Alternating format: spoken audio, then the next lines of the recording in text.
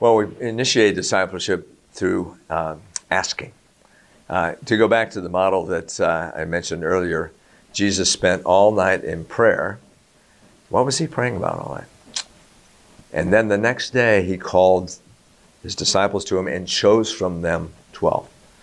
At least in part, he's probably doing at least a couple things in that all-night prayer. I wish I could have been there to listen in. And he said something like, Father, okay, which of these larger group of people should the 12 be? But I think probably more than that, he was praying for what they would become. So you think of somebody like Peter in John chapter 1.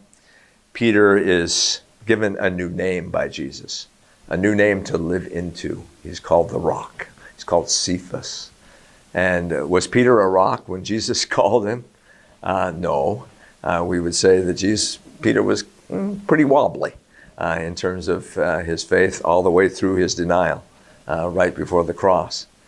And so he had to be redeemed from that. But Jesus, from the very beginning, saw what he would become and prayed him into that and built him into that, certainly after his resurrection and restoring him to right relationship.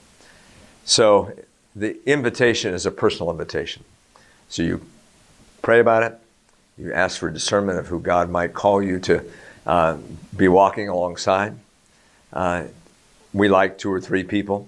And then you approach somebody personally and individually and say, I've been praying about this. I'm starting a new group. The purpose of this group is to help us all grow towards Christ-likeness, to be more and more like Jesus, but also to be equipped to disciple others.